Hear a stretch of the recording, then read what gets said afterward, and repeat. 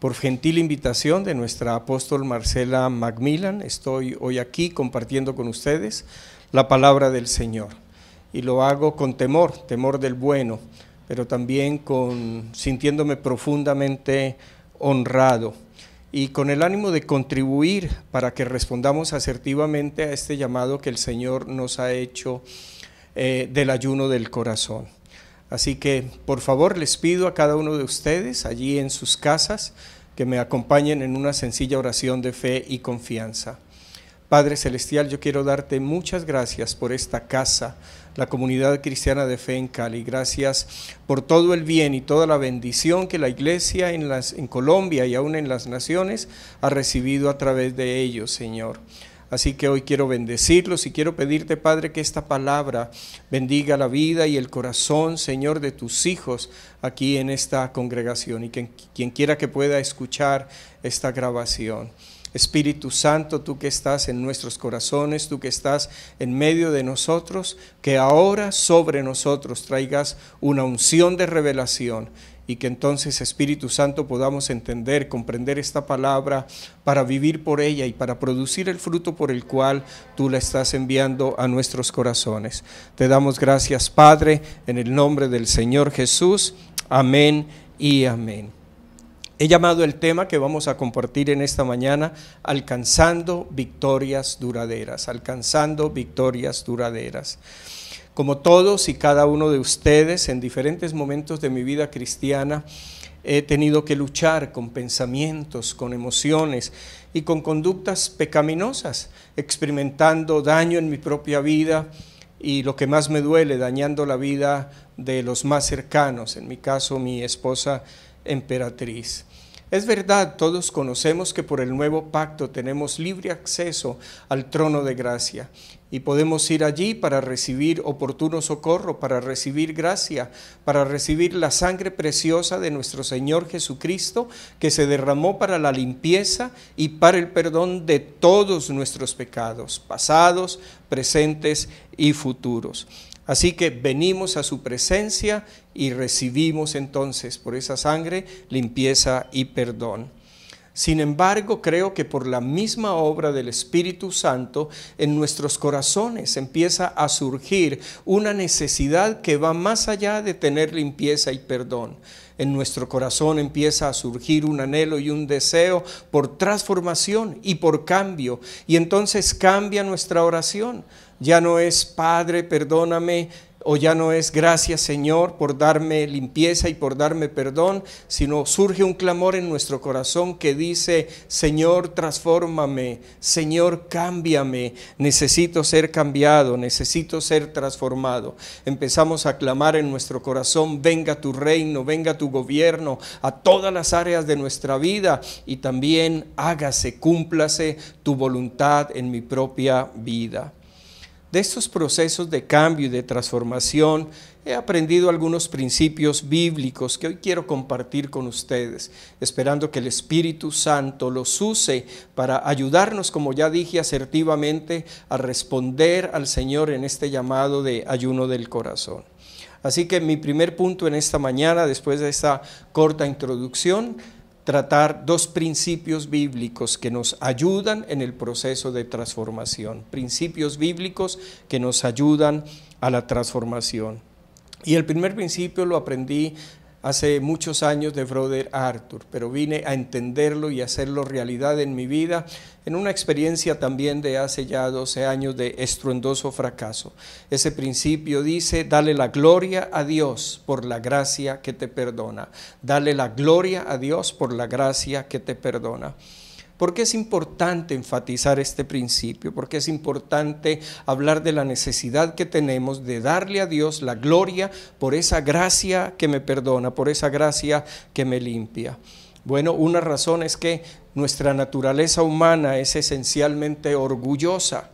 Y además la cultura de este mundo nos enseña a ganar, nos enseña a merecer, porque así nos sentimos más, porque nos sentimos importantes. Demostrarnos a nosotros mismos y demostrarle a los demás que podemos nos da un falso sentido de valor. y eso hace que entonces nos cueste humillarnos para reconocer nuestros fracasos, para reconocer nuestras debilidades, nuestros errores. Y hace también que sea difícil para nosotros reconocernos necesitados de gracia y de favor. Y el problema con esta equivocada manera de pensar es que nos aleja de Dios, porque al hacernos soberbios, al hacernos orgullosos, nos aleja de la gracia y del favor de Dios. Estamos entonces en aprietos, porque realmente lo único que puede traer real cambio y transformación a nuestras vidas es la gracia de Dios. De eso vamos a hablar un poco más adelante. Recordemos por ahora lo que el apóstol Santiago escribió: Dios resiste a los soberbios, pero da su gracia a los humildes. Así que necesitamos entrar en humildad, reconociendo no solamente nuestros errores, nuestras equivocaciones y nuestros fracasos, sino dándole a Dios la gloria por esa gracia que Él tiene para limpiarnos y para perdonarnos. Saben, preocupa mi corazón que a veces estamos todo el tiempo como enfocados en la gravedad de nuestros fracasos, de nuestros pecados, menospreciando sin quererlo la grandeza de la gracia de Dios. Recordemos las palabras del apóstol Pablo: donde abunda el pecado, sobreabunda la gracia. ¿Qué quiere decir? Que la gracia es mayor, que la gracia es más grande que la realidad del pecado. Pero además necesitamos entender que es importante que le dé a Dios la gloria por esa gracia que me perdona, porque todo lo que Dios hace, lo hace para su gloria.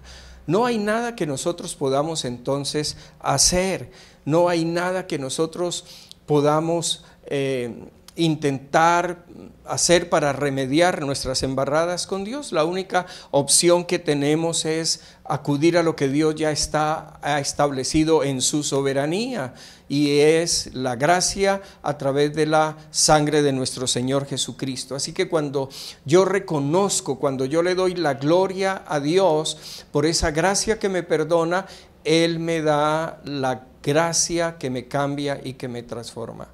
Mientras yo no aprenda a darle a Dios la gloria por esa gracia que me perdona, Él no me va a dar la gracia que me cambia, la gracia que me transforma, porque Él no arriesga su gracia, porque Él no arriesga su gloria, porque Él no comparte su gloria con nadie. Isaías 42:8, un verso muy conocido por todos nosotros: yo soy el Señor, ese es mi nombre, no le daré mi gloria a nadie más, no compartiré mi alabanza con ídolos.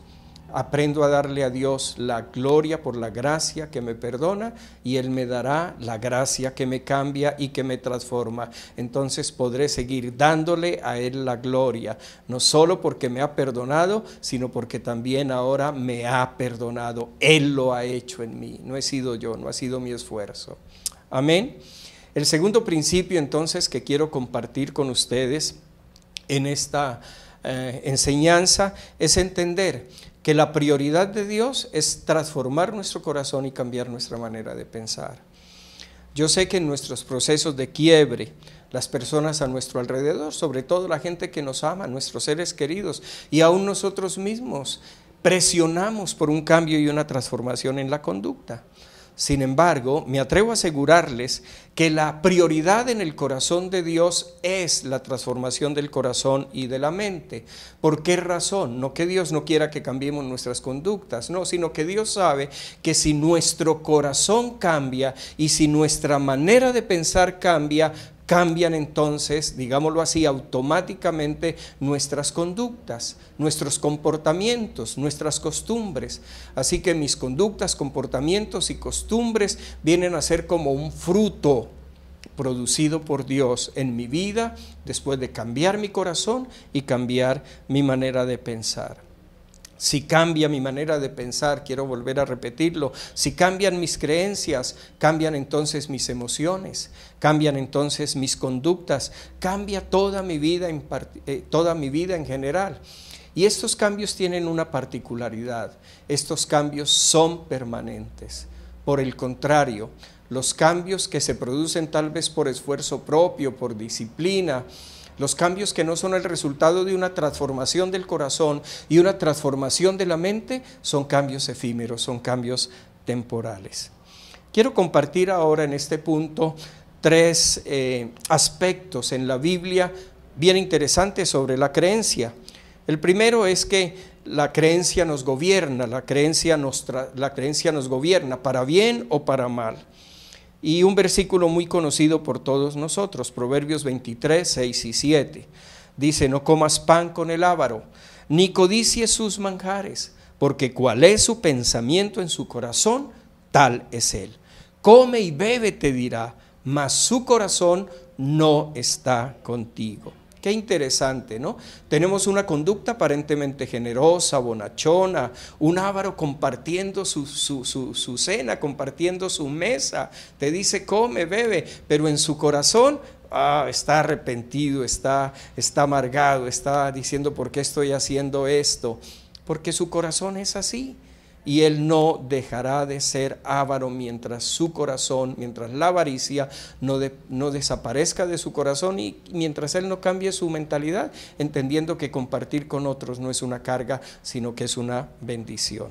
Otro versículo muy conocido por todos nosotros, Proverbios 4:23, sobre toda cosa guardada, guarda tu corazón, porque de él mana la vida. Me encanta revisar otras versiones de la Escritura, sobre todo las versiones modernas, porque nos dan una perspectiva más amplia de lo que el Señor quiere decirnos. Y este mismo versículo, en versión Palabra de Dios para Todos, dice lo siguiente: ante todo, cuida tus pensamientos, porque ellos controlan tu vida. Así que sin más de estos dos textos podemos tener una confirmación de lo siguiente: si nuestro corazón es correcto, si nuestra manera de pensar es la correcta, nuestra vida lo será. Nuestras conductas y nuestros comportamientos serán los correctos, corresponderán al deseo de Dios, a la voluntad de Dios, a los propósitos de Dios, y nos encontraremos agradando a Dios.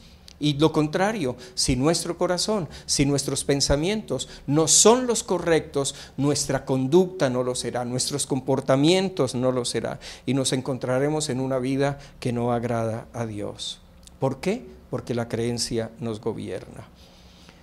El segundo aspecto que quiero compartir con ustedes sobre la creencia es este: la verdad nos libera, pero el error nos esclaviza.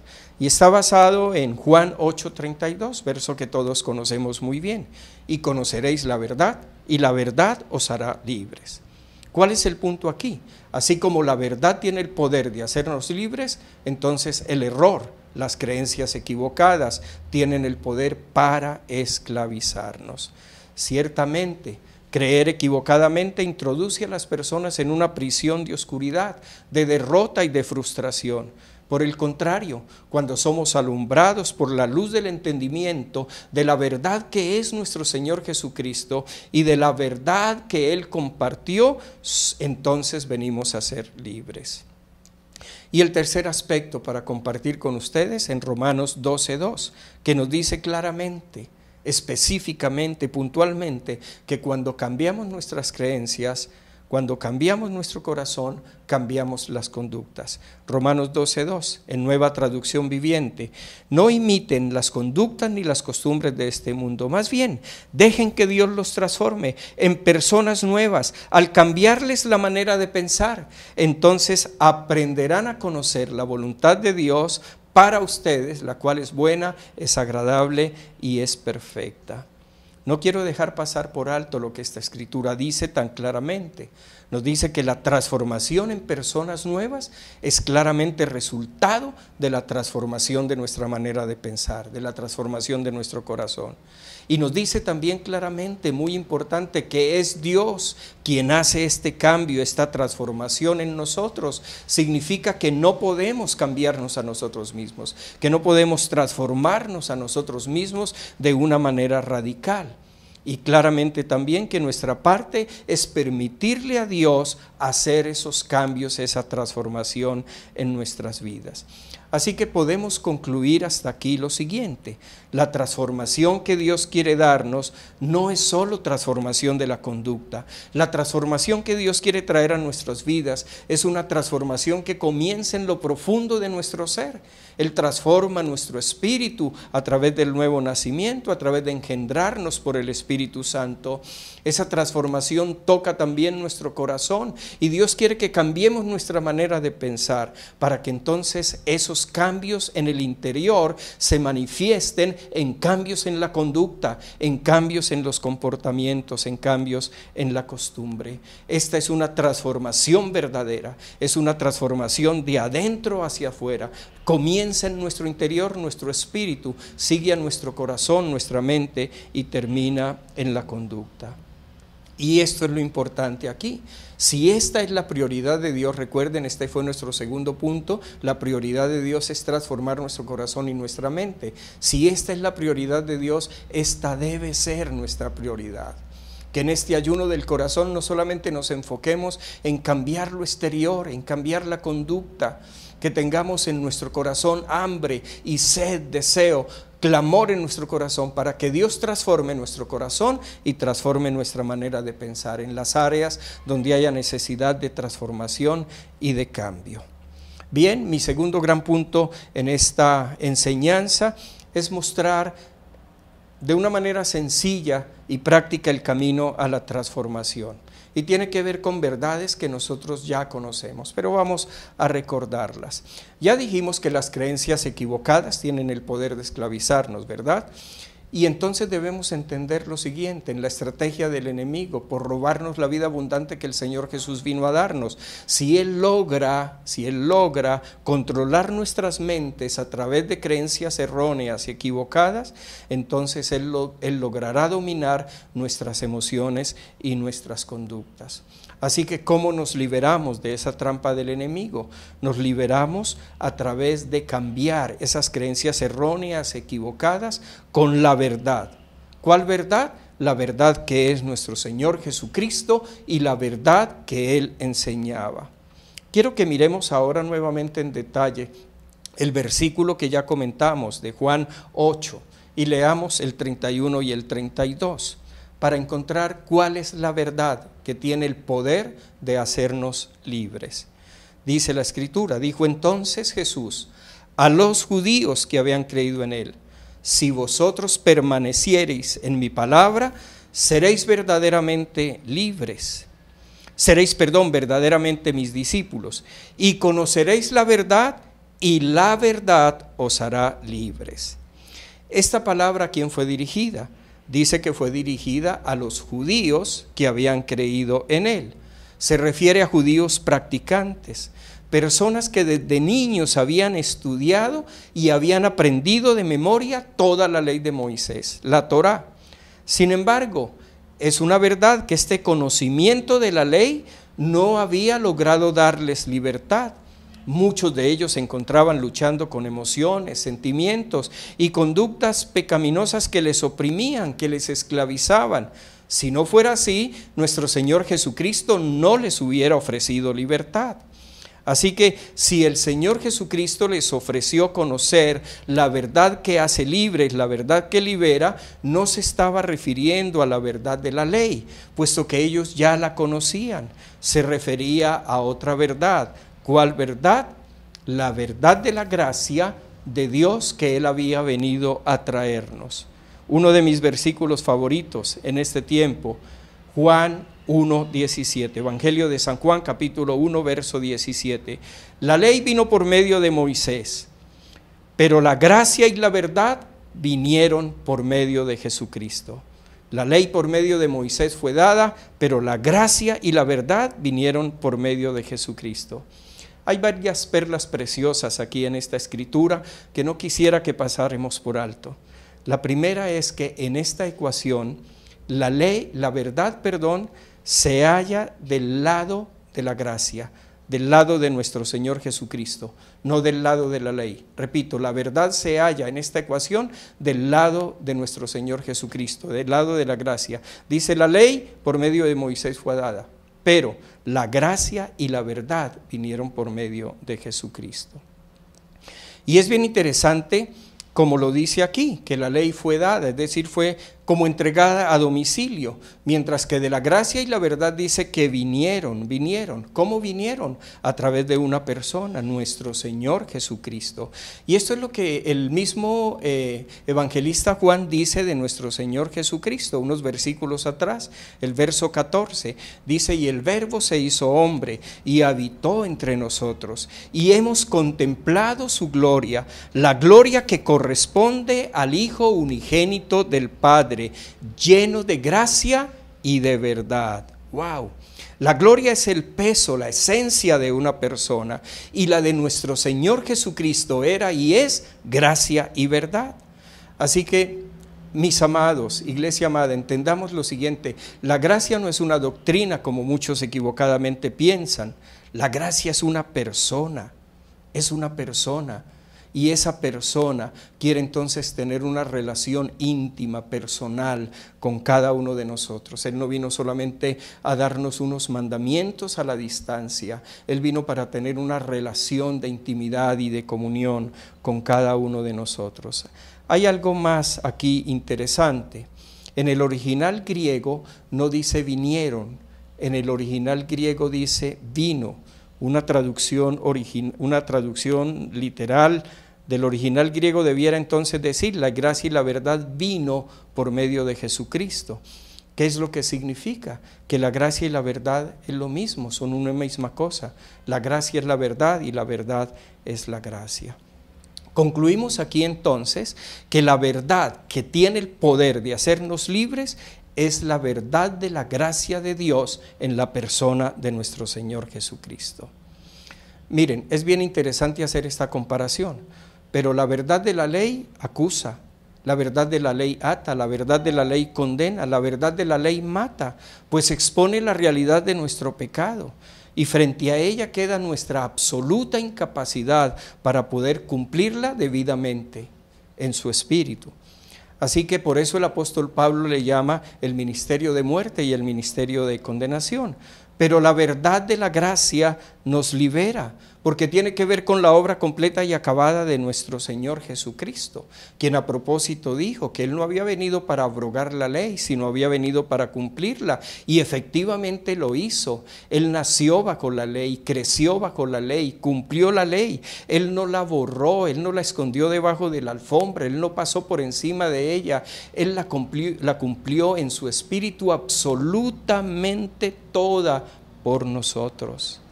Se sometió a ella y la cumplió absolutamente todo por nosotros, cada uno de sus mandamientos.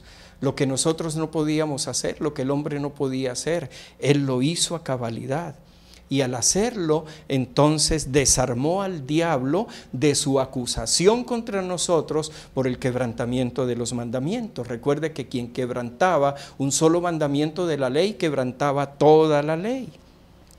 Así que el diablo ya no puede usar el quebrantamiento de la ley para acusarnos. Si algún día lo hace, tienes que señalarle a Jesucristo y decirle: Él la cumplió toda por mí. Por eso la Escritura claramente dice que el acta de los decretos que había contra nosotros fue clavada allí en la cruz de Calvario. Y dice también claramente que nuestro Señor Jesucristo derrotó al diablo, a los principados y a las potestades, quitando esa acusación al clavar el acta que había contra nosotros en la cruz. Colosenses 2, 14, 15, voy a leerlo textualmente, Nueva Traducción Viviente. Él anuló el acta con los cargos que había contra nosotros y la eliminó clavándola en la cruz. De esa manera desarmó a los gobernantes y a las autoridades espirituales, los avergonzó públicamente con su victoria sobre ellos en la cruz. Gloria a Dios. Un punto más, ya para terminar. Toda esta verdad de la gracia de Dios están contenidas en el Evangelio de nuestro Señor Jesucristo, en la buena noticia de nuestro Señor Jesucristo. Toda la gracia y la verdad que nuestro Señor Jesucristo vino a darnos, la que nos enseñó, está contenida en ese glorioso Evangelio, que se le llama de diferentes maneras en el Nuevo Testamento. Se le llama el Evangelio de nuestro Señor Jesucristo, se le llama el Evangelio del Reino de Dios y se le llama el Evangelio de la gracia de Dios. Así que Esta buena noticia, el Evangelio, es poderoso, es absolutamente poderoso. El apóstol Pablo escribió a los romanos lo siguiente, Romanos 1:16, porque no me avergüenzo del Evangelio, porque es poder de Dios para salvación de todo aquel que cree. Una mejor traducción del original griego es traducir dinamis, no como poder, sino como el poder. Y de hecho algunas versiones modernas así lo traducen. Por ejemplo, la Nueva Biblia Viva traduce este mismo verso de la siguiente manera: porque no me avergüenzo de las buenas noticias, ellas constituyen el poder de Dios para salvación de todos los que creen. Y la palabra salvación aquí es sotería,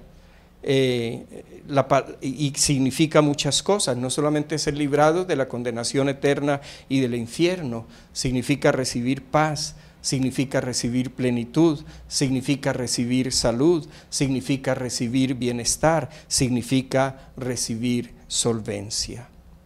Todas estas cosas van a venir a nuestra vida cuando seamos libres entonces de creencias equivocadas. Y otra vez vuelvo a decirlo, cuando seamos libres de esas creencias a través de tener un encuentro profundo, un encuentro significativo con la verdad de la gracia de Dios en la persona de nuestro Señor Jesucristo y en su obra completa y acabada. Cuando nosotros abrazamos esas verdades, cuando nosotros logramos instalarlas en nuestro corazón y en nuestra mente, esas verdades empezarán a gobernarnos y esas verdades traerán cambio y transformación real y significativo a nuestras vidas. Quiero solamente a manera de ejemplo, porque no nos da tiempo para más, compartir con ustedes el efecto que la verdad de Dios, la verdad de la gracia de Dios en nuestro Señor Jesucristo trae a nuestras vidas. Y permítanme también aquí compartir algo de mi experiencia personal, de mi testimonio personal. La ley que le dice al hombre respecto del amor de Dios, la ley dice: ama al Señor tu Dios con todo tu corazón, con toda tu alma, con todas tus fuerzas, ¿no? Y a tu prójimo como a ti mismo. Esta es la pregunta que yo muchas veces me hice. ¿Estoy amando a Dios con todo mi corazón, con todas mis fuerzas, con toda mi alma y a mi prójimo como a sí mismo? ¿Cuál creen que fue la respuesta honesta? No. Así que, ¿qué hacía? Cada vez me esforzaba más, mucho más, por amar a Dios con todo mi corazón, con todas mis fuerzas, con toda mi alma. Y lógicamente ustedes saben que la Escritura dice que la prueba que hay de mi amor por Dios es mi amor por mi hermano. Así que cuando yo miraba mi relación con mis hermanos, la encontraba tan falta de amor y me daba cuenta que no estaba logrando amar a Dios como la ley me pide, con todo mi corazón, con todas mis fuerzas, con toda mi alma. Pero cuando me encontré con la verdad que libera, representada en la persona del Señor Jesucristo mismo y en las verdades que Él enseñó y que compartió por enseñanza y por vida de ejemplo, me encontré que el nuevo pacto de la gracia hace énfasis no en tu amor por Dios, sino en el amor de Dios por ti. Y me encanta la primera de Juan capítulo 4, el verso 16, creo que dice el apóstol Juan allí que él ha conocido que Dios le ama y que él ha creído que Dios le ama. Y entonces que él ha vivido no solamente por conocer que Dios le ama, sino por creer que Dios le ama. Y esta creencia, cuando yo arraigo esta creencia en mi vida, cuando yo la cimento en mi vida y en mi corazón, mi vida empieza a cambiar radicalmente. Yo fui uno que empecé a repetir cada día, a creer en mi vida que Dios me amaba profundamente, significativamente, incondicionalmente. La mayor prueba, dice la Escritura, del amor de Dios es que Él dio la vida de su Hijo por nosotros allí en la cruz del Calvario. Así que el Señor Jesucristo vino a demostrarnos: Dios te ama, yo te amo. Y entonces empecé a abrazar en mi vida ese amor. ¿Y saben qué hizo esa verdad en mi vida? Me libró del espíritu de orfandad que por tantos años me gobernó a causa de mis experiencias con mi padre natural. Y fui libre de ese espíritu de orfandad. Y mi vida de una manera natural, sin esfuerzos, empezó a cambiar realmente, empezó a ser transformada realmente. Y me encontré, por ejemplo, que ya no necesitaba hacer un esfuerzo para amar a mi esposa, sino que empezaba a crecer en mi corazón un amor genuino después de muchos años de casado por mi esposa, otra vez de nuevo, y por la gente. Y me encontré también entonces creciendo en mi amor por Dios. Porque recuerde que la Escritura dice claramente en qué consiste el verdadero amor. Dice, no en que nosotros amamos a Dios. El verdadero amor es que Dios nos amó a nosotros. Así que hay un cambio radical de énfasis. En la ley es tu amor por Dios, pero en el nuevo pacto de la gracia, representado en la vida y en la obra completa y acabada de nuestro Señor Jesucristo, la verdad es cuánto Dios te ama, cuánto Dios te ama. Y termino esta partecita con esto. ¿Recuerdan que la Escritura dice por 5 veces que Juan era el discípulo amado de Jesús? 5 veces dice la Escritura que Juan era el discípulo amado de Jesús, y a veces pensamos que es que el Señor amaba a Juan más que a los otros. Pero saben, hay una cosa muy interesante. Las 5 veces que la Escritura dice que Juan es el discípulo amado, o que identifica a Juan como el discípulo amado, están en el mismo Evangelio de Juan. ¿Qué es lo que significa? Que él creyó, como dice en primera de Juan 4, él creyó, no solamente se limitó a conocer que Dios ama, sino él creyó que Dios le amaba profundamente y se apropió de ese amor. Y él pudo entonces decir claramente, yo soy el amado de Dios. ¿Puedes decir lo mismo? ¿Puedes verte como el amado de Dios? ¿Puedes considerarte el amado de Dios? ¿O de alguna manera estás todavía ligado al pacto de la ley, al antiguo pacto que te está de alguna manera forzando para que crezcas en tu amor por Dios? Si tú te enfocas en el amor de Dios por tu vida, te aseguro, tu amor por Dios y tu amor por los demás va a crecer.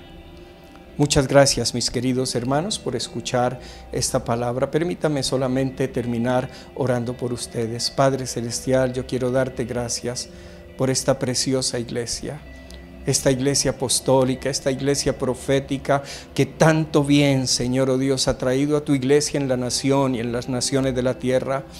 Gracias, Señor, oh Dios, por Apóstol Marcela, Señor. Gracias, Señor, por el equipo, por el presbiterio de pastores. Gracias por los maestros, gracias por los profetas que tú has levantado en esta congregación. Y gracias por cada creyente, gracias por cada vida, Señor. Cada uno de ellos es tan valioso para ti, Señor, oh Dios, tan valioso, que no vacilaste, Señor, en entregar la vida de tu Hijo Jesucristo por cada uno de ellos, Señor. Así que te agradezco y te pido, Padre, que este llamado que tú estás haciendo al ayuno del corazón tenga respuesta asertiva, Señor, oh Dios, y que cada uno, Señor, oh Dios, esté comprometido a buscar, Señor, que tú produzcas cambio y transformación en sus corazones, cambiando su manera de pensar, para que entonces ellos puedan ver los cambios en las conductas, Señor, que están ubicando, que están reconociendo, que están compartiendo libremente allí en los grupos pequeños, diciendo uno al otro, yo necesito ser cambiado en esto, yo necesito ser transformado en esto. Gracias por este llamado, Señor, y gracias por la apertura del corazón de esta iglesia para decirte, sí, Señor, quiero comprometerme en un ayuno del corazón, quiero comprometerme en una transformación de mi corazón y de mis creencias, Señor, para ver conductas y costumbres conforme a tu corazón. Amén y amén.